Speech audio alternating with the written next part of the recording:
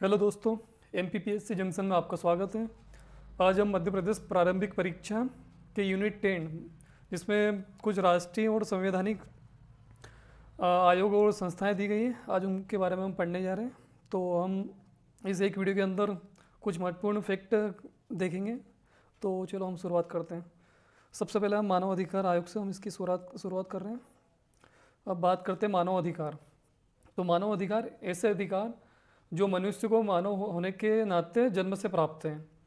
और मानव अधिकार दिवस की बात की जाए तो मानव अधिकार दिवस 10 दिसंबर को मनाया जाता है। और इसके पीछे मनाने का जो पृष्ठभूमि थी वो थी 10 दिसंबर 1948 को संयुक्त राष्ट्र महासभा द्वारा एक सार्वभौमिक घोषणा पत्र जारी किया था। मानव अधिकार से संबंधित मतलब यूनिवर्सल डिक्लेरेशन घोषित किया था। इसी के तहत 10 दिसंबर को मानव अधिकार दिवस मनाया जाता है।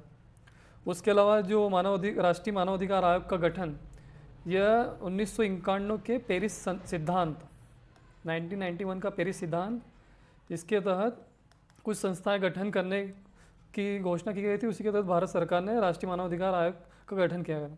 और राष्ट्रीय मानव अधिकार संरक्षण अधिनियम 1993 के तहत राष्ट्रीय मानव अधिकार आयोग का गठन किया गया, उसकी धारा 3 के तहत। वही राज्य स्तर पर धारा 21 के तहत राज्य मानव अधिकार आयोग का गठन किया जाता है।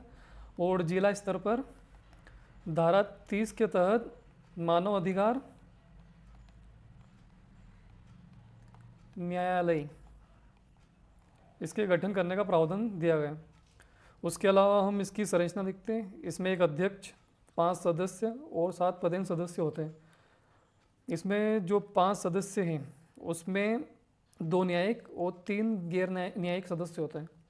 उसके अलावा गैर न्यायिक सदस्य में एक महिला सदस्य का अनिवार्य है। और ये 2019 के संशोधन के थ्रू ये प्रावधान किया गया कि एक महिला सदस्य होना इसमें अनिवार्य। इसके अलावा 7 पदेन सदस्य जो कि राष्ट्रीय अल्पसंख्यक, ST/SC आयोग, OBC आयोग, महिला संरक्षण आयोग, विकलांग एवं बालकों से संबंधित जो आयोग है उनके अध्यक्ष इसके पदेन सदस्य होते हैं। उसके अलावा जो अध्यक्ष हैं वो सुप्रीम कोर्ट मतलब उच्चतम न्यायालय का जो सेवानिवृत्त मुख्य न्यायाधीश है वो इसका अध्यक्ष बनाया जाता है। इसका जो कार्यकाल है 3 वर्ष या 70 वर्ष की आयु कंप्लीट करने तक होता है इसका कार्यकाल। और ये पुनर्नियुक्ति हेतु पात्र होते हैं। उसके अलावा राष्ट्रीय मानवाधिकार से संबंधित कुछ अन्य फैक्ट, जैसे नियुक्ति। इसकी नियुक्ति राष्ट्रपति के द्वारा की जाती है और वो है चयन समिति के द्वारा। और चयन समिति में 6 सदस्य होते हैं जिसकी अध्यक्षता प्रधानमंत्री करता है। और उसके 6 सदस्यों में 5 सदस्य अलग हैं, जो एक लोकसभा अध्यक्ष होता है, एक लोकसभा में विपक्ष का नेता होता है, केंद्रीय गृह मंत्री होता है, राज्यसभा का उपसभापति। यहाँ याद रखने की बात है कि यहाँ पे राज्यसभा का उपसभापति भी इसका सदस्य होता है और राज्यसभा में विपक्ष का नेता। इसके अलावा त्यागपत्र, चूँकि इसकी नियुक्ति राष्ट्रपति के द्वारा की जाती है तो त्यागपत्र भी राष्ट्रपति को देगा। और यह सुप्रीम कोर्ट का सेवानिवृत्त न्यायाधीश है और इसकी जो पद मुक्ति है राष्ट्रपति द्वारा की जाती है और वो सुप्रीम कोर्ट की जांच के बाद। उसके बाद वर्तमान अध्यक्ष की बात की जाए तो 2020 में HL दत्तू इनका कार्यकाल समाप्त हो चुका है, तो अभी कोई भी इसका अध्यक्ष नहीं है।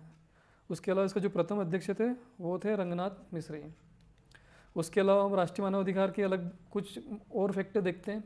जैसे जो राष्ट्रीय मानव अधिकार आयोग है यह 1 वर्ष से अधिक मामले, जो पुराने मामले 1 वर्ष से अधिक पुराने मामले, उसकी सुनवाई मतलब उससे रिलेटेड कुछ कार्य नहीं करेगा। उसके अलावा यह जो प्रतिवेदन है केंद्र सरकार के समक्ष रखेगा, प्रतिवेदन केंद्र सरकार को देगा अपना। उसके बाद हम बात करते हैं राज्य मानव अधिकार आयोग। इसका गठन भी राष्ट्रीय मानव अधिकार संरक्षण अधिनियम 1993 की धारा 21 के तहत राज्य मानव अधिकार आयोग का गठन किया गया और इसकी तारीख है 13 सितंबर 1995। इसकी संरचना की बात की जाए तो इसमें एक अध्यक्ष, 2 सदस्य, जिसमें एक न्यायिक सदस्य होता है और एक गैर न्यायिक सदस्य होता है। और राज्य मानवाधिकार आयोग का जो हेडक्वार्टर है, जो मुख्यालय है, वो पर्यावास भवन भोपाल में स्थित है। और जो इसके अध्यक्ष और इसमें 2 सदस्य होते हैं। इसकी संरचना में एक अध्यक्ष 2 सदस्य, जिसमें एक न्यायिक सदस्य होता है। और वर्तमान में जो न्यायिक सदस्य हैं उनका नाम है मनोहर ममतानी। वही जो गैर न्यायिक सदस्य हैं उनका नाम है सरबजीत सिंह। उसके अलावा अगर इनकी योग्यता की बात करते हैं अध्यक्ष की, तो ये हाई कोर्ट का मुख्य न्यायाधीश सेवानिवृत्त होगा। उसके अलावा जो इसकी नियुक्ति है वो राज्यपाल के द्वारा की जाएगी एक चयन समिति की सिफारिश पर, जिसमें वैसे तो 4 सदस्य होते हैं, परंतु अगर कहीं राज्य में अगर विधान परिषद है तो उसमें 6 सदस्य होंगे। हम 4 सदस्य पहले देख लेते हैं। जैसे इसमें एक जो अध्यक्ष होगा मुख्यमंत्री होगा, सदस्य में विधानसभा का अध्यक्ष, विधानसभा का विपक्ष का नेता और गृह मंत्री, इसके सदस्य होंगे चयन समिति के। इनकी सिफारिश पर ही राज्यपाल राज्य मानव अधिकार आयोग के अध्यक्ष और सदस्य की नियुक्ति करेगा। वहीं अगर विधान परिषद भी अगर किसी राज्य में हो तो उसमें 2 सदस्य की संख्या बढ़ जाएगी, ऐसे कुल 6 सदस्य होंगे। जिसमें विधान परिषद, यहाँ पे विधान परिषद का अध्यक्ष है या उसे हम सभापति भी बोल सकते हैं वो, और साथ में विधान परिषद का जो विपक्ष का नेता, ये 2 सदस्य और जुड़ जाएंगे, 4 ये 5 हो जाएगा और 6 अगर विधान परिषद है तो विधान परिषद का अध्यक्ष या सभापति या उसका विपक्ष का नेता, ये और इसमें ऐड हो जाए। इसके अलावा इसका कार्यकाल देखते तो इसका भी राष्ट्रीय मानवाधिकार के जैसे सेम है, 3 वर्ष या 70 वर्ष, और इनका पुनर्नियुक्ति हेतु ये पात्र होते हैं। उसके अलावा त्यागपत्र राज्यपाल को और पद मुक्ति ये IMP की राष्ट्रपति के द्वारा, राज्य मानवाधिकार अध्यक्ष और सदस्य के जो पद मुक्ति वो राष्ट्रपति द्वारा की जाती है, और वो भी सुप्रीम कोर्ट की जांच के बाद। उसके अलावा राज्य मानवाधिकार आयोग के वर्तमान अध्यक्ष है नरेंद्र कुमार जैन, और जो उसके प्रथम अध्यक्ष थे वो खलीलुल्लाह खान। उसके बाद हम बात करते हैं राष्ट्रीय महिला आयोग की। राष्ट्रीय महिला आयोग, इसका उद्देश्य गठन करने का उद्देश्य है महिलाओं जो महिलाओं से संबंधित संवैधानिक और कानूनी सुरक्षा जो दे रखी है उनको सुनिश्चित करना। उसके अलावा महिला से संबंधित जो भी अधिकार है उसका क्रियान्वयन ढंग से हो रहा है कि नहीं, और बाकी महिलाओं से संबंधित जुड़े हितों की रक्षा के लिए राष्ट्रीय महिला आयोग का गठन किया गया।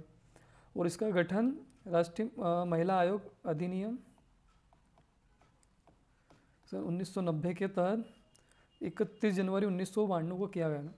इसकी संरचना की बात की जाए तो इसमें एक अध्यक्ष, 5 सदस्य, जिसमें कम से कम एक सदस्य ST या SC से होगा राष्ट्रीय महिला आयोग में। उसके अलावा जो ये 5 सदस्य हैं वो कानून, प्रबंधन, स्वास्थ्य, शिक्षा या समाज कल्याण से संबंधित इसके सदस्य होंगे। और जो अध्यक्ष है जिसने अपना जीवन महिलाओं के हितों के लिए समर्पित किया वो इसका अध्यक्ष बनाया जाएगा। उसके अलावा जो कार्यकाल की बात करते हैं तो इसमें 3 वर्ष या 65 वर्ष की आयु कंप्लीट करने तक ये इसका कार्यकाल पर रह सकता है, और ये सभी पुनर्नियुक्ति हेतु पात्र होंगे। और राष्ट्रीय महिला आयोग की जो नियुक्ति वो केंद्र सरकार के द्वारा, इसके अध्यक्ष की नियुक्ति केंद्र सरकार के द्वारा, और जो इनके अध्यक्ष और सदस्य हैं अपना त्यागपत्र केंद्र सरकार को देंगे, और जो इसकी पद मुक्ति है वो केंद्र सरकार के द्वारा होगी, परंतु जो अध्यक्ष और सदस्य उनको युक्त सुनवाई का अधिकार दिया जाएगा।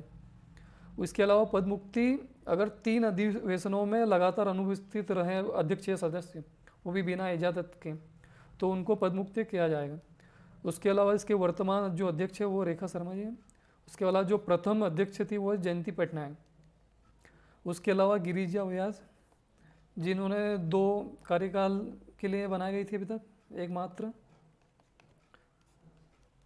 अब इसके बाद हम बात कर रहे हैं राज्य महिला आयोग की। राज्य महिला आयोग, यह है राज्य महिला आयोग अधिनियम 1995 के तहत किया गया। वहीं जो राष्ट्रीय की बात की जाए तो वो 1990 के तहत किया गया था, और राज्य स्तर पर जो है वो राज्य महिला आयोग अधिनियम 1995 के तहत राज्य महिला आयोग का गठन किया गया, और उसकी तारीख है 23 मार्च 1998, 23 मार्च ऑफ 1998 को राज्य महिला आयोग का गठन किया गया। उसके बाद इसकी संरचना की बात की जाए तो इसमें एक अध्यक्ष व 6 सदस्य होंगे, और 6 सदस्यों की बात की जाए तो इसमें 5 अशासकीय सदस्य और 1 शासकीय सदस्य होगा। 5 अशासकीय सदस्य एक प्रख्यात अधिवक्ता, 2 सामाजिक कार्यकर्ता और 2 शिक्षा और स्वास्थ्य के विशेषज्ञ इन क्षेत्रों से होंगे। और जो 6 सदस्य हैं इनमें कम से कम एक सदस्य या तो ST SC से या OBC से होगा। उसके अलावा जो राष्ट्रीय महिला आयोग के अध्यक्ष हैं उसको कैबिनेट राज्य कैबिनेट मंत्री का दर्जा प्राप्त है, और सदस्य उसको राज्य मंत्री का दर्जा प्राप्त है। कार्यकाल की बात की जाए तो 3 वर्ष या 65 वर्ष की आयु तक और पुनर्नियुक्ति हेतु पात्र होंगे। इनकी नियुक्ति राज्य सरकार के द्वारा, त्यागपत्र भी राज्य सरकार को देंगे और पद मुक्ति भी राज्य सरकार के द्वारा, परंतु इन्हें युक्त सुनवाई का अधिकार होगा। उसके अलावा वर्तमान अध्यक्ष की बात की जाए तो शोभा ओझा, और प्रथम अध्यक्ष की बात की जाए तो वो है हेमवर्ती पोर्ते। उसके अलावा वर्ष में कम से कम इनकी जो बैठकें हैं, इनकी जो बैठकें 2 बैठकों के मध्य 3 माह से अधिक का गैप नहीं होगा, अर्थात इनकी साल में कम से कम 4 बैठकें तो होंगी, क्योंकि प्रत्येक बैठकों के मध्य 3 माह से ज़्यादा का गैप नहीं होगा। और इसके अलावा हम बात करते हैं नियंत्रक एवं महालेखा परीक्षक, कंट्रोलर एंड ऑडिटर जनरल। अब सबसे पहले हम इसकी पृष्ठभूमि की बात करते हैं कि इसका गठन कैसे हुआ है। तो सन 1858 में ब्रिटिश ताज के अधीन महालेखाकार कार्यालय का गठन किया गया था, और सर्वप्रथम 1860 में एडवर्ड ड्रमंड इनको प्रथम ऑडिटर जनरल नियुक्त किया गया था, और 1919 में इसको सरकारी नियंत्रण से मुक्त कर वैधानिक दर्जा दिया गया था। उसके अलावा 1935 इसमें राज्यों के लिए भी एक अलग नियंत्रक एवं महालेखा परीक्षक का गठन किया गया था। अब हम वर्तमान स्वरूप की बात की जाए तो भारत की स्वतंत्रता के बाद इसको संवैधानिक संस्था के रूप में इसको दर्जा दिया गया, और इसको संविधान के अनुच्छेद 148 से 151 के बीच में इसका प्रावधान किया गया। अब इसके कुछ महत्वपूर्ण अनुच्छेद उनको हम देख लेते हैं। जैसे अनुच्छेद 148, इसके तहत केक का गठन का प्रावधान है।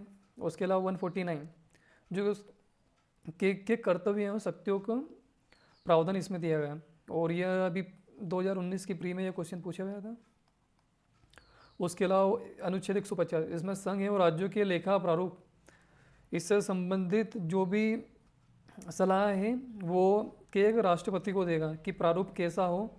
इससे संबंधित सिफारिश 150 के तहत केक राष्ट्रपति को संघ एवं राज्यों के लेखा प्रारूप से संबंधित सिफारिश करता है। उसके अलावा अनुच्छेद 151, इसमें केक का प्रतिवेदन के बारे में कहा है। जैसे प्रतिवेदन यह राष्ट्रीय लेवल पर राष्ट्रपति को और राज्य में राज्यपाल को, संबंधित राज्यपाल को अपना प्रतिवेदन देगा।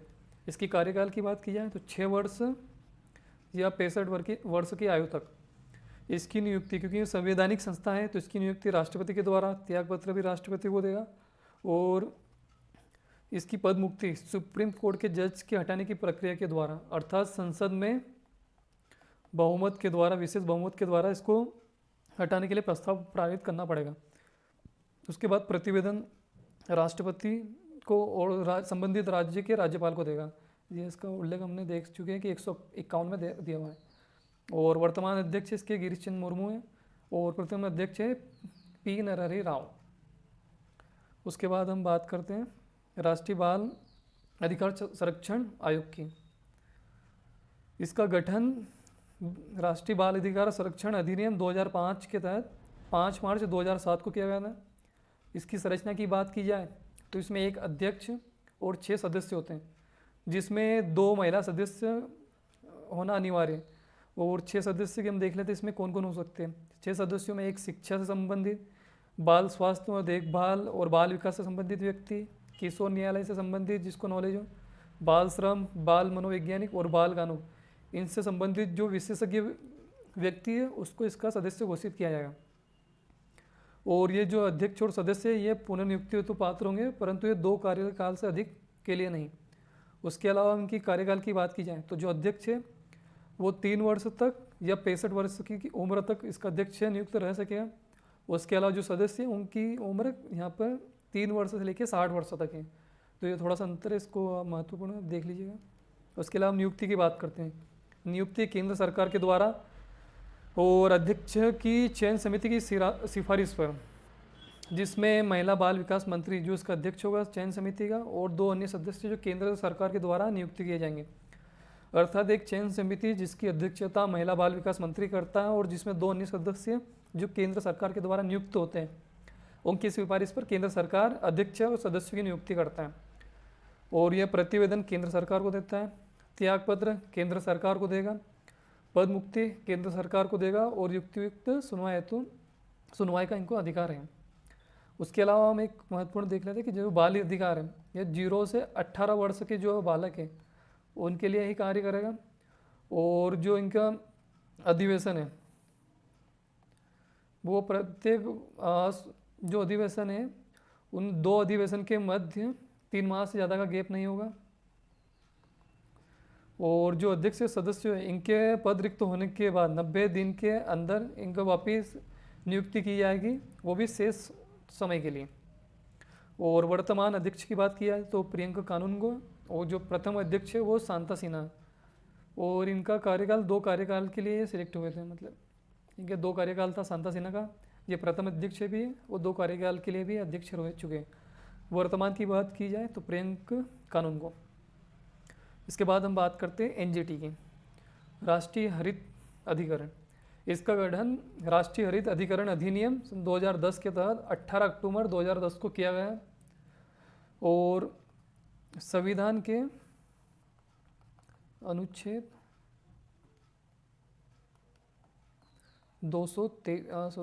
323 क इसके तहत संसद अधिकरण गठन कर सकती है। इसी शक्ति के तहत संसद ने राष्ट्रीय हरित अधिकरण, ये क्या ट्रिब्यूनल है, इसका गठन किया गया है 323 क। यह संविधान में उल्लेख है अधिकरण से संबंधित।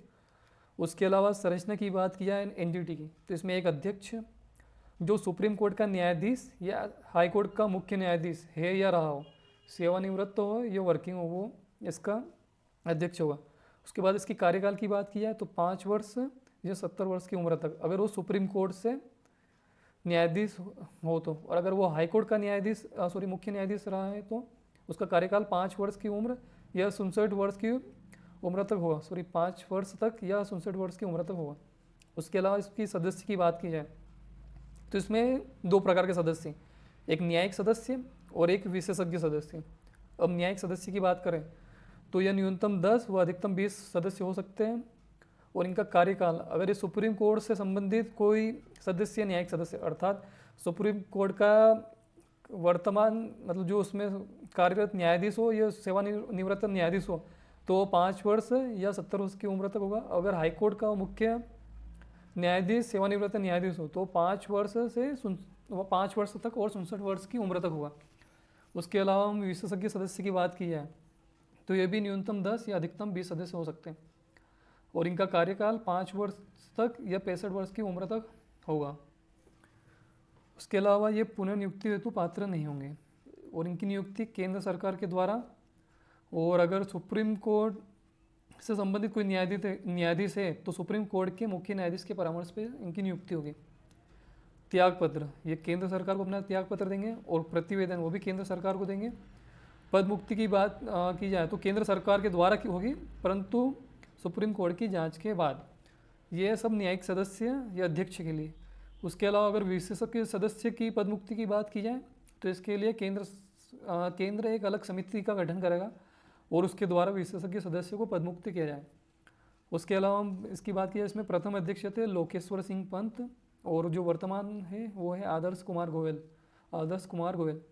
ये लोकेश्वर ये प्रथम थे। उसके अलावा सेकंड में स्वतंत्र कुमार और थर्ड जो अभी वर्तमान में आदर्श कुमार गोयल। उसके बाद हम राष्ट्रीय हरित अधिकरण से संबंधित कुछ महत्वपूर्ण फैक्ट देख लेते, जैसे एनजीटी इसको हाई कोर्ट के समान दर्जा प्राप्त है, उच्च न्यायालय के समान इसका दर्जा प्राप्त है। और यह 3 वर्ष तक कारावास या 10 करोड़ तक के दंड देने की इसको शक्ति प्राप्त है। और पर्यावरण संबंधी जो मुद्दे हैं उसको 6 माह के भीतर ये निपटान करेगा। जो पर्यावरण से संबंधित जो भी मुद्दे हैं उसका 6 माह से भीतर ये निपटान करेगा। इसके अलावा हम कुछ एनजीटी के मुख्य प्रावधान देख लेते हैं। इसका जो उद्देश्य है वो क्यों किया गया था वो देख लेते हैं। पर्यावरण से संबंधित जो भी मुद्दे हैं वो इसके तहत सुने जाएंगे।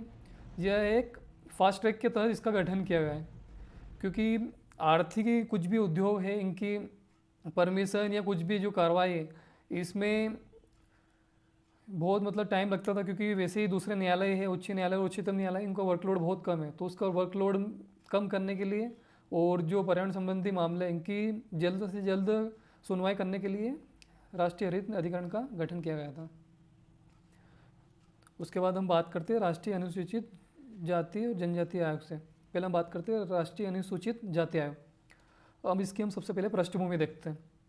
हमारे संविधान के अनुच्छेद 338 इसमें प्रावधान किया गया है कि राष्ट्रपति एक ऐसे आयुक्त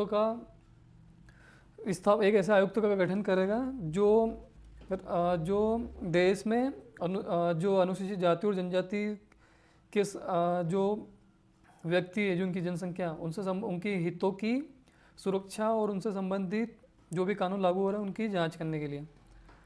इसके लिए सर्वप्रथम 18 नवंबर 1950 को एक आयुक्त का गठन किया गया था। उसके अलावा 1978 में एक कार्यपालिका आदेश के द्वारा एक आयोग का गठन किया गया था 1978 में। फिर 1987 में सांविधिक दर्जा दिया गया और 65वां संविधान संशोधन जो कि सन 1990 में हुआ था, इसके द्वारा इसे संवैधानिक दर्जा दिया गया, जो कि 12 मार्च 1992 से 1992 से लागू किया गया, जब ये SC, ST, SC मतलब ये दोनों के लिए कॉमन आयोग था। मतलब ये राष्ट्रीय अनुसूचित जाति एवं अनुसूचित जनजाति आयोग के नाम से जब था, ये 65वां संविधान संशोधन के द्वारा संवैधानिक दर्जा। परंतु जो उसका वर्तमान स्वरूप है राष्ट्रीय अनुसूचित जनजाति आयोग, जो एक पृथक रूप से है, उसका गठन 19 फरवरी 2004 को हुआ है। और यह 89 संविधान संशोधन जो कि 2003 में किया गया, उसके तहत किया गया। इसका प्रावधान अनुच्छेद 338 जो कि भाग 16 में, उसमें इसका प्रावधान किया गया। यह एक संवैधानिक संस्था है। अब इसकी संरचना की बात की जाए तो इसमें एक अध्यक्ष, एक उपाध्यक्ष और 3 सदस्य होते हैं। कार्यकाल की बात की जाए तो इसका 3 वर्ष का कार्यकाल है और जो निर्धारण राष्ट्रपति के द्वारा किया गया था। और ये अधिकतम 2 कार्यकाल के लिए नियुक्त हो सकते हैं अध्यक्ष और सदस्य। अब नियुक्ति की बात की जाए, चूँकि यह संवैधानिक संस्था है तो इसकी नियुक्ति राष्ट्रपति के द्वारा होगी। त्यागपत्र राष्ट्रपति को और पद मुक्ति यह भी राष्ट्रपति द्वारा। और जो प्रतिवेदन है वह अगर भारत से संबंधित है, अगर देश से संबंधित तो राष्ट्रपति को, और पर्टिकुलर किसी राज्य से संबंधित है तो वो राज्यपाल को उसका प्रतिवेदन देगा। और राष्ट्रीय अनुसूचित जाति और जनजाति जो इसके अध्यक्ष है उसको कैबिनेट मंत्री का, और जो सदस्य है उसको राज्य मंत्री का दर्जा प्राप्त है। इसके वर्तमान अध्यक्ष है विजय सापला। इनकी हाल ही में अभी नियुक्ति हुई है विजय सापला जी की, और वो ये 24 फरवरी 2021 को 24 फरवरी 2021 को विजय सापला जी की अध्यक्ष के रूप में नियुक्ति हुई है। ये 6वें क्रम के अध्यक्ष हैं। और प्रथम अध्यक्ष की बात की जाए तो सूरजभान सिंह। उसके बाद हम राष्ट्रीय अनुसूचित जनजाति आयोग की बात करते हैं। इसकी पृष्ठभूमि भी सेम ही है, क्योंकि ये भी राष्ट्रीय अनुसूचित जाति आयोग से राष्ट्रीय ST SC आयोग से पृथक होकर एक पृथक रूप से राष्ट्रीय अनुसूचित जनजाति आयोग के रूप में गठित हुआ है। और इसका गठन 19 फरवरी 2004 को 89 संविधान संशोधन 2003 के तहत किया गया। इसकी संरचना की बात की जाए तो इसमें एक अध्यक्ष, एक उपाध्यक्ष और 3 सदस्य हैं। इसका कार्यकाल की बात की जाए तो 3 वर्ष के लिए, जो कि निर्धारण राष्ट्रपति के द्वारा किया गया। और अधिकतम ये 2 कार्यकाल के लिए नियुक्त हो सकते हैं। इनके भी अध्यक्ष कैबिनेट मंत्री का दर्जा प्राप्त है और सदस्यों को राज्यमंत्री का दर्जा प्राप्त है। चूँकि संवैधानिक संस्था है तो इसकी नियुक्ति राष्ट्रपति के द्वारा, पद नियुक्ति भी राष्ट्रपति के द्वारा, और प्रतिवेदन राष्ट्रीय लेवल पर राष्ट्रपति को और राज्य स्तर पर राज्यपाल को देगा। त्यागपत्र राष्ट्रपति को।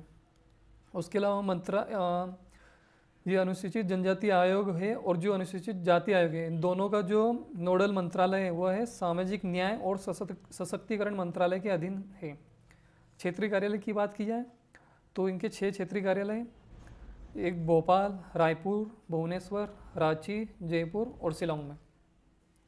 अब इसके बाद बात करते हैं हम निर्वाचन आयोग की। भारत निर्वाचन आयोग ये एक संवैधानिक संस्था है और इसका प्रावधान अनुच्छेद 324 से लेकर 329 में किया गया, और जो कि भाग 19 में है। इसका जो वर्तमान स्वरूप उसका गठन हुआ था 25 जनवरी 1950 को। संरचना की बात की जाए तो वर्तमान में जो संरचना है उसमें एक मुख्य चुनाव आयुक्त है और 2 अन्य चुनाव आयुक्त हैं।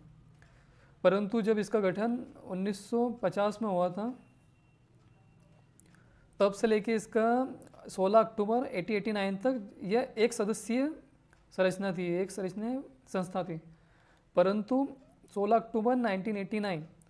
आपको पता होगा इस टाइम जो चुनाव में जो मतदान करने वाले जो सदस्य उनकी उम्र 21 वर्ष से घटाकर 18 वर्ष की गई थी। इसके तहत राज्य में जो मतदाता हैं उनकी संख्या में बढ़ोतरी की गई थी और इस बढ़ोतरी के कारण जो मुख्य चुनाव आयुक्त थे इस पर भार बढ़ चुका था। तो इसके लिए 2 अन्य चुनाव आयुक्तों का भी गठन किया गया था 16 अक्टूबर 1989 को।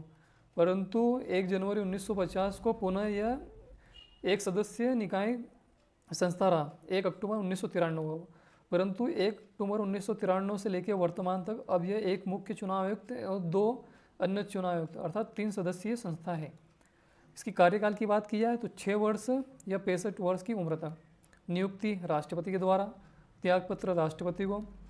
अब पद मुक्ति की जाए तो जो अध्यक्ष है इसका जो मुख्य चुनाव आयुक्त है उसको सुप्रीम कोर्ट के न्यायाधीश को हटाने की प्रक्रिया के द्वारा हटाया जाएगा। वही जो अन्य सदस्य है उन्हें मुख्य निर्वाचन आयुक्त की सिफारिश पर राष्ट्रपति के द्वारा पद मुक्त किया जाता है। प्रथम अध्यक्ष की बात की जाए तो सुकुमार सेन इसके प्रथम अध्यक्ष थे और जो वर्तमान अध्यक्ष है वो सुशील कुमार चंद्रा है। ये अभी हाल ही में नियुक्त किए गए हैं। सुशील चंद्रा जो 24 नंबर के मुख्य चुनाव आयुक्त हैं। इसके अलावा जो अन्य सदस्य हैं उसमें अभी राजीव कुमारी है और एक अन्य अभी वर्तमान में पहले सुशील चंद्रा थे लेकिन इनको अब अध्यक्ष बना दिया गया है, तो अब एक सदस्य का पद खाली है। और प्रथम महिला अध्यक्ष की बात की जाए तो वी एस रमा देवी जो 1990 में मुख्य चुनाव आयुक्त बनी थी। उसके अलावा 25 जनवरी को मतदाता दिवस मनाया जाता है और 2021 की थीम है सभी मतदाता बने सशक्त एवं जागरूक। अब निर्वाचन आयोग में कुछ सुधार से संबंधित समितियां देख लेते हैं। ये बहुत IMP है समितियां। सबसे हम पहली समिति की बात की जाए तो पहली समिति है तारकुंडे समिति।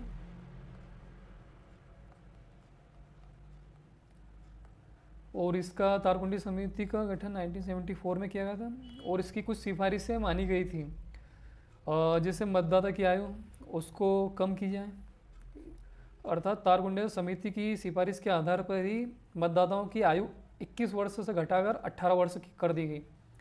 उसके अलावा जो आयोग है वो 3 सदस्य अर्थात पहले इसमें एक मुख्य चुनाव आयुक्त का ही प्रावधान था परंतु 2 अन्य चुनाव आयुक्त ये तारकुंडे समिति के द्वारा ही जोड़े गए। उसके अलावा हम दूसरी समिति देखते हैं दिनेश गोस्वामी समिति। अब गोस्वामी समिति यह 1990 में गठित की गई थी और इसके तहत जो चुनाव सुधार की सिफारिश है उसमें पहला हमने देखते हैं जैसे EVM। तो गोस्वामी समिति की सिफारिश में रही EVM के तहत मतदाता वोट दे सकते हैं और इसके अलावा जो फोटो युक्त मतदाता कार्ड है जिसे इपिक बोलते हैं इन्हीं की सिफारिश के तहत इपिक मतदाता कार्ड में फ़ोटो भी जोड़ा है। उसके अलावा एक अन्य समिति देखते हैं जिसे सेशन समिति। ये TN सेशन मुख्य चुनाव आयुक्त रह चुके हैं और इन्होंने सिफारिश की थी कि कोई भी जो चुनाव के लिए खड़ा होता है जो वो 2 क्षेत्र के लिए नहीं खड़ा होगा, अर्थात मतलब एक से अधिक क्षेत्रों पे के लिए नहीं खड़ा होगा। उसके अलावा कुछ अन्य समितियाँ देख लें जैसे वर्मा समिति और सकदर समिति, ये कुछ अन्य समितियाँ हैं। अब इसके बाद हम बात करते हैं इससे संबंधित कुछ महत्वपूर्ण अनुच्छेद। चूँकि ये संवैधानिक संस्था है तो इसको अनुच्छेद 324 से लेकर 329 तक इसमें प्रावधान किए गए। सबसे पहले हम ये इसका जो अनुच्छेद है उसका हम देखते हैं। ये भाग 15 में इससे संबंधित अनुच्छेद दिए गए। पहला अनुच्छेद है 324, निर्वाचन आयोग की स्थापना, इसकी संरचना, इससे त्यागपत्र किसे देगा, इसके हटाने की प्रक्रिया, ये अनुच्छेद 324 में दी गई। और चुनाव आयोग में चुनाव के लिए निहित दायित्व, अधिक्षण, निर्देशन और नियंत्रण, इसका प्रावधान भी 324 में है। उसके अलावा अनुच्छेद 325 की बात की जाए, इसमें उल्लेख किया गया है कि कोई भी धर्म, जाति या लिंग के आधार पर किसी भी व्यक्ति विशेष को मतदाता सूची में शामिल न करने और इनके आधार पर मतदान के लिए अयोग्य नहीं ठहराया जा सकता। अर्थात यहाँ पर कोई विशेष मतदाता सूची नहीं बनाई जाएगी जिसमें किसी पर्टिकुलर कोई धर्म, जाति, लिंग का व्यक्ति हो, अर्थात सबके लिए कॉमन मतदाता सूची होंगी और इसी के तहत ये वोट देंगे। उसके बाद हम बात करते हैं अनुच्छेद 326। इसमें एक लोकसभा एवं प्रत्येक राज्य की विधानसभा के लिए निर्वाचन वयस्क मताधिकार के आधार पर होगा। अर्थात जो निर्वाचन है वो वयस्क मताधिकार के आधार पर होगा। और इसी में जो 1988 में प्रावधान किया गया था कि 21 वर्ष से घटाकर जो 18 वर्ष आयु की गई थी वो संशोधन करके इसी में जोड़ी गई थी 326 के तहत। अर्थात वयस्क मताधिकार की आयु 21 वर्ष से घटाकर 18 वर्ष कर दी गई थी 1988 61 61वां संविधान संशोधन के द्वारा। उसके अलावा हम बात करते हैं अनुच्छेद 327 की। इसके द्वारा विधायिका द्वारा चुनाव के संबंध में संसद में कानून बनाने की शक्ति, किसी राज्य के विधानमंडल को इसके चुनाव के लिए कानून बनाने की शक्ति, इनका उल्लेख अनुच्छेद 327 और 328 में दिया गया। वही बात करते हैं अनुच्छेद 329। तो चुनावी मामलों में अदालतों द्वारा हस्तक्षेप न करने के लिए, अर्थात इसमें न्यायालय हस्तक्षेप नहीं कर सकता है चुनावी मामलों से संबंधित। अब हम बात करते हैं राज्य निर्वाचन आयोग की। राज्य निर्वाचन आयोग, इसका उद्देश्य है राज्य में जो पंचायती राज जो 73rd संविधान संशोधन के द्वारा जो कि 1992 में संशोधन हुआ था, उसके तहत पंचायती राज का गठन किया गया था। और इसके तहत सरपंच अर्थात जो ग्रामीण क्षेत्र पे है निकाय, उनके लिए चुनाव कराने की जिम्मेदारी राज्य निर्वाचन आयोग की होती है। और यह एक संवैधानिक संस्था है और इसका गठन 1 फरवरी 1994 को किया गया था। और जो पंचायत संबंधी जो चुनाव उसके लिए अनुच्छेद 343 के जो कि भाग 9 में इसमें इसका प्रावधान दिया गया है। और नगरीय निकाय के लिए अनुच्छेद 243 ZA जो कि भाग 9 क में इसका संबंधित प्रावधान दिए गए। और ये जो निकाय है वह 73rd और 74th जो संविधान संशोधन 1992 के द्वारा इनको जोड़ा गया। इसमें जो महत्वपूर्ण अनुच्छेद है वह 243 के और 243 ZA। अभी ये 2019 की प्री में पूछा गया था, तो ये भी IMP है। उसके अलावा गठन की हमने तारीख देख चुके हैं 1 फरवरी 1994। अब संरचना की बात की जाए तो यह एक सदस्यीय निकाय है जिसमें राज्य निर्वाचन आयुक्त का प्रावधान किया गया है। उसके अलावा जो कार्यकाल है और जो सेवा शर्त है ये राज्यपाल के द्वारा होता है, निर्धारित किया जाता है, और जो कि राज्य विधानमंडल द्वारा निर्धारण किया जाता है, अर्थात राज्यपाल इसको घोषित करता है। और नियुक्ति की बात की जाए तो राज्यपाल द्वारा, त्यागपत्र ये भी राज्यपाल के द्वारा। अब इसकी पद मुक्ति देखते हैं तो उच्च न्यायालय के न्यायाधीश को हटाए जाने वाली विधि के द्वारा ही यह राज्य निर्वाचन आयुक्त को हटाया जा सकता है।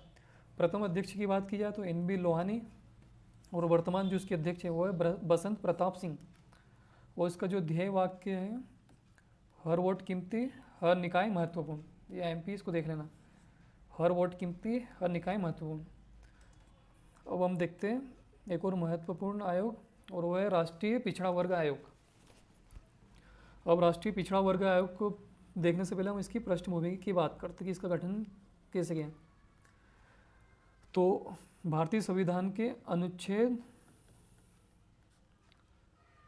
340 अनुच्छेद 340 इसके तहत राष्ट्रपति सामाजिक और शैक्षणिक दृष्टि से पिछड़े वर्गों की दशाओं की जांच करने के लिए एक आयोग का गठन कर सकता है।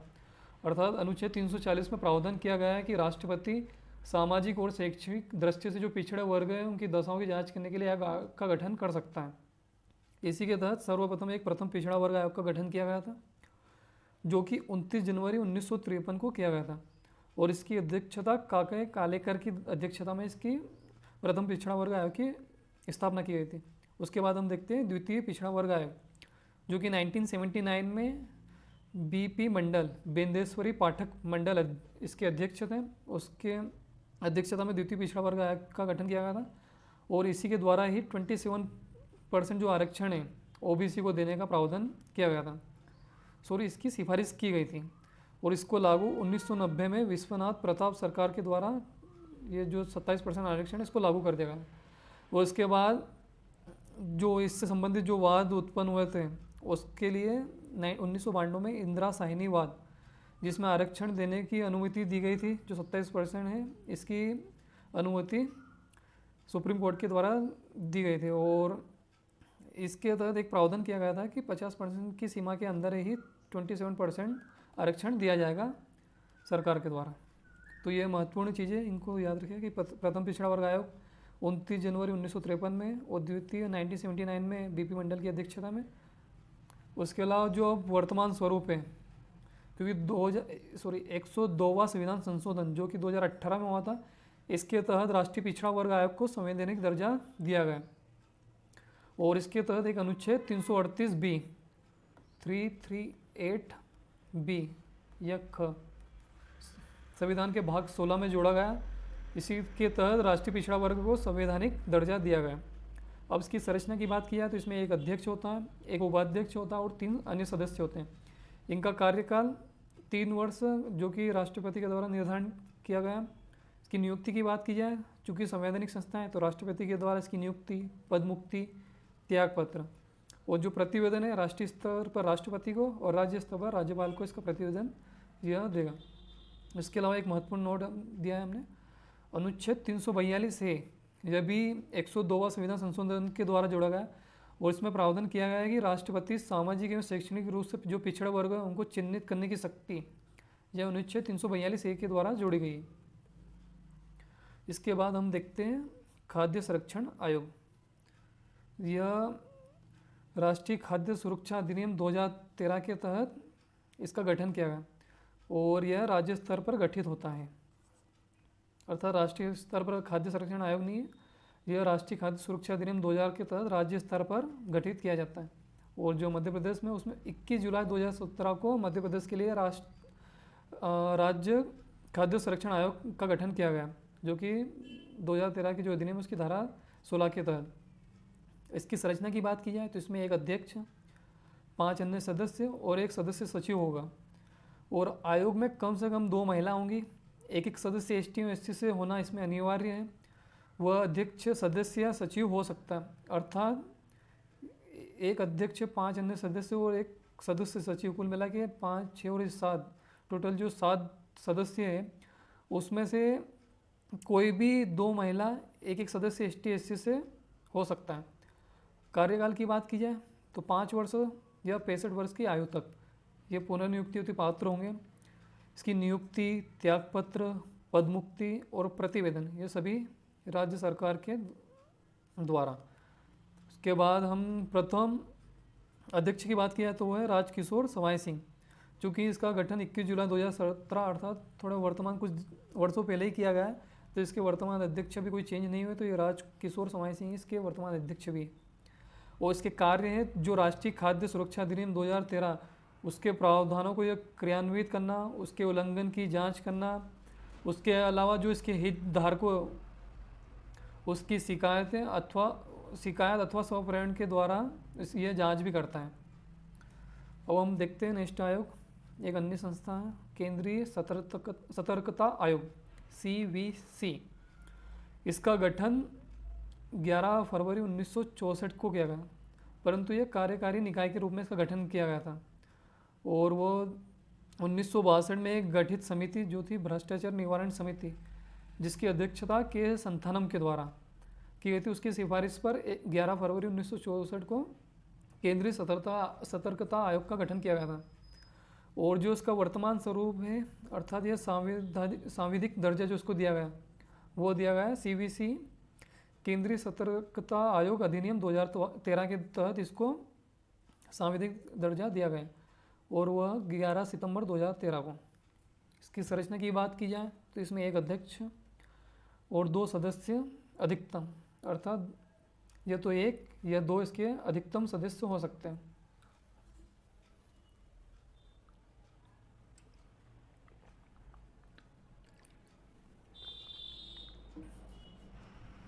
कार्यकाल की बात की जाए तो 4 वर्ष या 65 वर्ष की आयु तक, और यह पुनर्नियुक्ति हेतु पात्र नहीं होंगे। इसी में कार्यकाल थोड़ा चेंज हुआ तो याद रखिएगा, 4 वर्ष से 65 वर्ष की आयु तक। अब नियुक्ति की बात की जाए तो इसकी नियुक्ति राष्ट्रपति के द्वारा की जाएगी, वो एक चयन समिति की सिफारिश पर, जिसमें एक प्रधानमंत्री, लोकसभा में विपक्ष का नेता और केंद्रीय गृह मंत्री उस चयन समिति में होंगे। उसके अलावा सेवा शर्तों की बात की जाए और वेतन, वह संघ लोक सेवा आयोग के अध्यक्ष और सदस्यों के समान होगा। पद मुक्ति या सुप्रीम कोर्ट के जज को हटाने की प्रक्रिया के द्वारा है इनको पद मुक्त किया जाए। और त्यागपत्र, यह भी राष्ट्रपति के द्वारा इसका त्यागपत्र होगा। प्रतिवेदन की बात की जाए तो वो भी राष्ट्रपति को।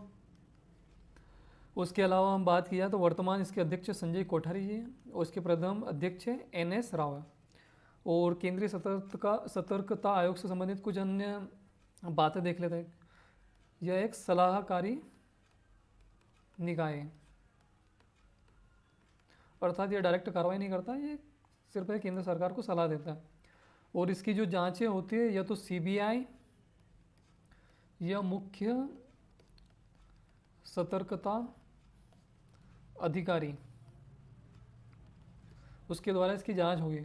परंतु इसके अध्यक्ष और इनके सदस्य ये सिर्फ मात्र सलाह देते हैं केंद्र सरकार को, अर्थात ये सलाहकारी निकाय है। उसके बाद हम एक अन्य महत्वपूर्ण संस्था देखते हैं, वो है नीति आयोग। इसका फुल फॉर्म है national institution for transforming India. यह अधिकतर पूछा जाता है, नीति national institution for transforming India. इसका गठन 1 जनवरी 2015 को किया गया था और यह योजना आयोग को प्रतिस्थापित करके नया आयोग गठित किया गया, नीति आयोग। इसकी जो अध्यक्ष रहते हैं वो पदेन प्रधानमंत्री रहते हैं और इसके जो उपाध्यक्ष हैं वो प्रधानमंत्री के द्वारा नियुक्त। उसके बाद हम बात करते हैं इसमें संचालन परिषद, राज्यों के मुख्यमंत्री और केंद्र शासित प्रदेशों के उपराज्यपाल इसकी संरचना में संचालन परिषद में रहते हैं। उसके बाद पदेन सदस्यता की बात करते हैं। इसमें 4 पदेन सदस्य रहते हैं जो कि प्रधानमंत्री के द्वारा नामित केंद्रीय मंत्रिपरिषद के अधिकतम 4 सदस्य इसके पदेन सदस्य रहते हैं। उसके अलावा इसमें एक मुख्य कार्यकारी अधिकारी, एक CEO होता है जो कि प्रधानमंत्री के द्वारा एक निश्चित कार्यकाल के लिए नियुक्त किया जाता है। उसके अलावा विशेष आमंत्रित, प्रधानमंत्री द्वारा नामित विभिन्न क्षेत्रों के विशेषज्ञ इसमें आमंत्रित किए जाते हैं। अब इससे संबंधित कुछ अन्य फैक्ट देख लेते हैं। जैसे नीति आयोग, इसमें इसके प्रमुख 2 हब है। एक पहला है टीम इंडिया हब और एक है ज्ञान एवं नवोन्मेष हब, नॉलेज एंड इनोवेशन। पहले हम बात करते हैं टीम इंडिया हब की। यह राज्यों और केंद्रों के बीच इंटरफेस का काम करता है, दोनों के बीच समन्वय का काम करता है। और जो नीति आयोग का जो थिंक टैंक का भांति कार्य करता है वो है ज्ञान और नवोन्मेष हब, नॉलेज एंड इनोवेशन। उसके अलावा नीति आयोग 3 दस्तावेज जारी करता है, ये बहुत महत्वपूर्ण है। जैसे 3 वर्षीय कार्य एजेंडा, 7 वर्षीय मध्यम अवधि की रणनीति, 7 वर्षीय स्ट्रेटेजी, 3 वर्षीय एक्शन एजेंडा और 15 वर्षीय लक्ष्य विज़न। ये बहुत महत्वपूर्ण है। आप कभी भी देखते होंगे कि 3 वर्षीय एजेंडा, 7 वर्षीय रणनीति है, इस टाइप के वर्ड ये नीति आयोग के द्वारा घोषित किए गए दस्तावेज है। उसके अलावा नीति आयोग कुछ सूचकांक जारी करता है। इसमें मैंने कुछ महत्वपूर्ण को ही जोड़ा है। जैसे भारत नवाचार सूचकांक, इंडिया इनोवेशन इंडेक्स, ये नीति आयोग के द्वारा जारी किया जाता है और 2020 में जो जारी किया गया उसमें कर्नाटक प्रथम स्थान पर और मध्य प्रदेश का 13वां स्थान है। उसके अलावा एक अन्य सूचकांक है स्कूली शिक्षा गुणवत्ता सूचकांक, school education quality index, SEQI।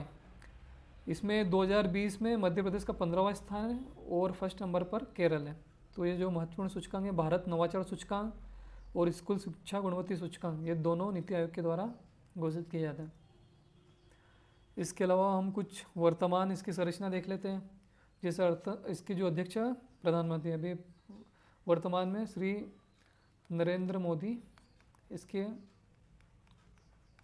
अध्यक्ष हैं। उपाध्यक्ष की बात की जाए तो अभी वर्तमान में राजीव कुमार और जो प्रथम इसके जो उपाध्यक्ष थे वो श्री अरविंद पनगड़िया जी। उसके बाद पदेन सदस्य की बात की जाए तो वर्तमान में अमित शाह, राजनाथ सिंह, नरेंद्र सिंह तोमर और निर्मला सीतारमण इसके पदेन सदस्य हैं। उसके अलावा CEO इसमें अमिताभ कांत इसके CEO और जो इसके प्रथम CEO थे वो सिंधुश्री खुल्लर थे। और जो पूर्णकालिक सदस्य वो देख सकते हैं VK शाश्वत है, रमेश चंद्र जी और विनोद पाल, ये इसके कुछ पूर्णकालिक सदस्य हैं। इसके बाद हम कुछ एक महत्वपूर्ण संस्था देखने वाला है, वो है केंद्रीय सूचना आयोग। अब इसका हम सबसे पहले गठन देखते हैं कि इसका गठन किस तरह हुआ। तो सूचना का अधिकार अधिनियम 2005 में गठित किया गया। उसी की धारा 12 के तहत केंद्रीय स्तर पर केंद्रीय सूचना आयोग जो कि 12 अक्टूबर 2005 को इसका गठन किया गया। इसकी संरचना की बात की जाए तो इसमें एक मुख्य सूचना आयुक्त और अन्य सूचना आयुक्त अधिकतम 10 हो सकते हैं। उसके अलावा कार्यकाल की बात की जाए तो इसका 3 वर्ष है, जो कि केंद्र सरकार के द्वारा निर्धारण किया गया है। और ये 2019 के संशोधन के तहत ये जोड़ा गया है कि इसका कार्यकाल केंद्र के द्वारा निर्धारित किया जाएगा और जो 3 वर्ष तक हो सकता है। नियुक्ति राष्ट्रपति के द्वारा और वह चयन समिति के सिफारिश पर। चयन समिति जिसमें प्रधानमंत्री अध्यक्ष होंगे, इसमें लोकसभा में विपक्ष का नेता भी होगा और प्रधानमंत्री के द्वारा एक मनोनीत एक कैबिनेट मंत्री भी चयन समिति में होगा। सेवा शर्तें व वेतन केंद्र सरकार के द्वारा निर्धारित किया जाएगा। पद मुक्ति यह राष्ट्रपति के द्वारा सुप्रीम कोर्ट के जांच के बाद इसकी पद मुक्ति की जा सकती है। वहीं त्यागपत्र की बात की जाए तो राष्ट्रपति को त्यागपत्र देगा मुख्य सूचना आयुक्त व अन्य सदस्य। वो प्रतिवेदन की बात की जाए तो केंद्र सरकार को देगा केंद्रीय स्तर पर। वर्तमान अध्यक्ष है इसके यशवर्धन कुमार सिन्हा, 11 नंबर के, और ये हाल ही में 2020 में इनका अध्यक्ष नियुक्त किया गया यशवर्धन कुमार सिन्हा। इसके प्रथम अध्यक्ष है वजाहत हबीबुल्ला। उसके अलावा प्रथम महिला अध्यक्ष दीपक संधू।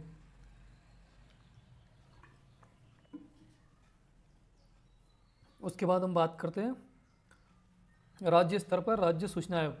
इसका गठन सूचना का अधिकार अधिनियम 2005 इसकी धारा 15 के तहत राज्य सूचना आयोग का गठन किया गया और यह 22 अगस्त 2005 को इसका गठन किया गया। संरचना की बात की जाए तो इसमें एक मुख्य सूचना आयुक्त और 10 अधिकतम अन्य सूचना आयुक्त इसमें हो सकते हैं। इसका जो कार्यकाल है वह केंद्र सरकार के द्वारा निर्धारित किया जाता है, वर्तमान में 3 वर्षों तक। उसके बाद नियुक्ति की बात की जाए तो इसकी नियुक्ति राज्यपाल के द्वारा एक चयन समिति की सिफारिश पर की जाएगी और जो चयन समिति है उसका अध्यक्ष मुख्यमंत्री है और इसमें विधानसभा में विपक्ष का नेता इस चयन समिति में सदस्य होगा और मुख्यमंत्री के द्वारा मनोनीत एक कैबिनेट मंत्री भी चयन समिति का सदस्य हो सकता है। सेवा शर्तें ये केंद्र सरकार के द्वारा निर्धारित की जाती हैं। यह एमपी है क्योंकि राज्य सूचना आयुक्त है परंतु इसकी सेवा शर्तें केंद्र सरकार के द्वारा निर्धारित की जाती हैं। पद मुक्ति राज्यपाल के द्वारा परंतु सुप्रीम कोर्ट की जांच के बाद, थोड़ा एमपी है। त्यागपत्र राज्यपाल को देगा, प्रतिवेदन भी राज्यपाल को देगा। इसके जो वर्तमान अध्यक्ष हैं वह है अरविंद कुमार शुक्ला और जो उसके प्रथम अध्यक्ष थे वो है TN श्रीवास्तव। उसके अलावा फिर हम एक अन्य संस्था, महत्वपूर्ण संवैधानिक संस्था है संघ लोक सेवा आयोग। यह एक संवैधानिक संस्था है और इसका अनुच्छेद 325 से 323 के में इसका प्रावधान किया गया है, जो कि भाग 14 में। अब इसकी हम कुछ पृष्ठभूमि देख लेते हैं कि इसका गठन कैसे किया हुआ। तो सबसे पहले हम देखते हैं जब भारत स्वतंत्र नहीं हुआ था 1853 का अधिनियम, इसके तहत जो भारत में लोक सेवक है उनके नियुक्ति के लिए एक प्रतियोगी परीक्षा के द्वारा उनकी नियुक्ति करने का प्रावधान किया गया था और उसी के तहत 1854 में एक लार्ड मेकाले समिति गठित की गई थी और इसी समिति के तहत जो प्रतियोगी है जो लोक सेवा उनके लिए प्रतियोगी परीक्षा का आयोजन किया जाना सुनिश्चित किया गया था। और जो सर्वप्रथम जो 1855 में सर्वप्रथम एक परीक्षा हुई थी जो कि लंदन में हुई थी। उसके अलावा 1922 में इलाहाबाद व लंदन में एक साथ प्रतियोगी परीक्षा आयोजन की गई थी और यह भारत में सर्वप्रथम इलाहाबाद में 1922 में। और इसी परीक्षा के संचालन के लिए ही 1 अक्टूबर 1926 को ली आयोग की अनुशंसा पर एक केंद्रीय लोक सेवा आयोग का प्रावधान किया गया था। तो 1 अक्टूबर 1926 को केंद्रीय लोक सेवा आयोग के रूप में संघ लोक सेवा आयोग का गठन किया गया था और जो वर्तमान स्वरूप है 26 जनवरी 1950 को इसका नाम परिवर्तित करके संघ लोक सेवा आयोग कर दिया गया था। इसकी संरचना की बात की जाए तो इसमें एक अध्यक्ष और 10 अन्य सदस्य जिनका निर्धारण राष्ट्रपति के द्वारा किया जाता है। कार्यकाल की बात की जाए तो 6 वर्ष या 65 वर्ष की आयु तक और ये पुनर्नियुक्ति हेतु पात्र नहीं होते। इसकी नियुक्ति देखी जाए कार्यकाल के अलावा जैसे पुनर्नियुक्त सेम पद पर नहीं होंगे, बाकी ये प्रमोट होते हैं। अर्थात अगर कोई संघ लोक सेवा का जो सदस्य है तो वह अध्यक्ष के लिए नियुक्त हो सकता है, परंतु पुनः सदस्य के लिए नियुक्त नहीं हो सकता। और इसकी नियुक्ति राष्ट्रपति के द्वारा होती है, त्यागपत्र भी राष्ट्रपति को, पद मुक्ति भी राष्ट्रपति के द्वारा, परंतु सुप्रीम कोर्ट की जांच के बाद ही इनको पद मुक्त किया जा सकता है। और जो इसका प्रतिवेदन है वो इसको राष्ट्रपति को सबमिट करते हैं। उसके अलावा प्रथम अध्यक्ष की बात की जाए तो सर रोज़ बारकर, यह जब भारत आज़ाद नहीं हुआ था, परंतु भारत की स्वतंत्रता के बाद सबसे पहले HK कृपलानी। उसके अलावा जो प्रथम महिला अध्यक्ष थी वो रोज मिलियन बेथ्यू, और यह 92 से 96 तक अध्यक्ष रह चुकी है। उसके अलावा JM कुरैशी प्रथम मुस्लिम अध्यक्ष रह चुके हैं। और जो वर्तमान में अध्यक्ष है संघ लोक सेवा आयोग UPSC के, वो है प्रदीप कुमार जोशी। और जो इसके अध्यक्ष और सदस्य इनके लिए योग्यता की बात की जाए तो जो आधे से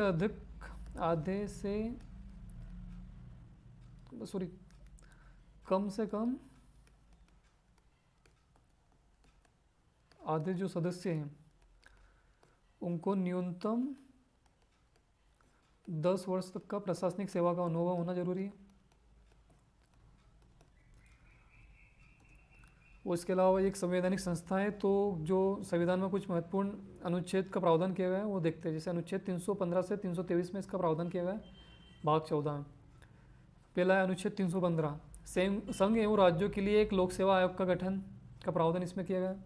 उसके बाद अनुच्छेद 316, इसमें सदस्यों की नियुक्ति उनका कार्यकाल से संबंधित प्रावधान है। फिर 317, इसमें आयोग के सदस्यों की बर्खास्तगी व निलंबन से संबंधित।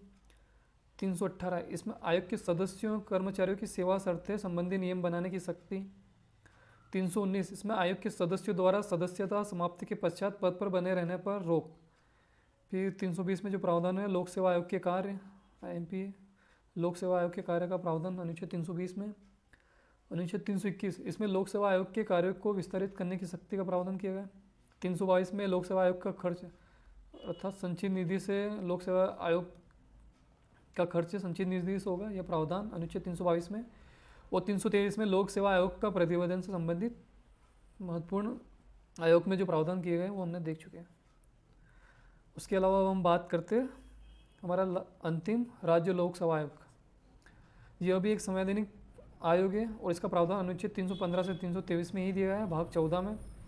इसका जो वर्तमान स्वरूप है उसका गठन 1 नवंबर 1956 को किया गया था, क्योंकि मध्य प्रदेश का जो गठन हुआ था 1 नवंबर 1956 को हुआ था, मध्य प्रदेश राज्य पुनर्गठन आयोग 1956 के तहत। और राज्य लोक सेवा आयोग इसका जो मुख्यालय है इंदौर में। संरचना की बात की जाए तो इसमें एक अध्यक्ष व अन्य सदस्य जिनका निर्धारण राज्यपाल के द्वारा किया जाता है। कार्यकाल की बात की जाए तो इसमें 6 वर्ष या 62 वर्ष की आयु तक यह इनका कार्यकाल है। और जो पुनर्नियुक्ति हेतु नहीं, इनकी पुनर्नियुक्ति नहीं हो सकती, बाकी ये प्रमोट अर्थात ये इनका प्रमोशन हो सकता है। सदस्य अध्यक्ष बन सकता है। और जो राज्य लोक सेवा आयोग का जो अध्यक्ष है वो संघ लोक सेवा आयोग अर्थात UPSC का सदस्य या अध्यक्ष बन सकता है, या किसी अन्य राज्य का अध्यक्ष भी बन सकता है। अब नियुक्ति की बात की जाए तो इनकी नियुक्ति राज्यपाल के द्वारा होती है, त्यागपत्र भी राज्यपाल को दिया जाता है। और जो पद मुक्ति है ये मोस्ट IMP है, राष्ट्रपति के द्वारा पद मुक्ति, राज्य लोक सेवा आयोग के पद मुक्ति राष्ट्रपति के द्वारा सुप्रीम कोर्ट की जांच के बाद की जाती है। उसके अलावा इनकी वेतन भत्ते की बात की जाए तो राज्य की संचित निधि से इनको वेतन भत्ता दिया जाता है। और प्रतिवेदन की बात की जाए तो यह राज्यपाल को अपना प्रतिवेदन देंगे। वर्तमान अध्यक्ष राजेश वोरा जो कि अभी कार्यवाहक अध्यक्ष हैं। और जो प्रथम अध्यक्ष की बात की जाए तो श्री DV रेंगे। धन्यवाद। अगर आपको ये वीडियो पसंद आया तो प्लीज़ लाइक, और इससे संबंधित नोट्स आप MPPSC जंक्शन के टेलीग्राम ग्रुप से प्राप्त कर सकते हैं। Thank you.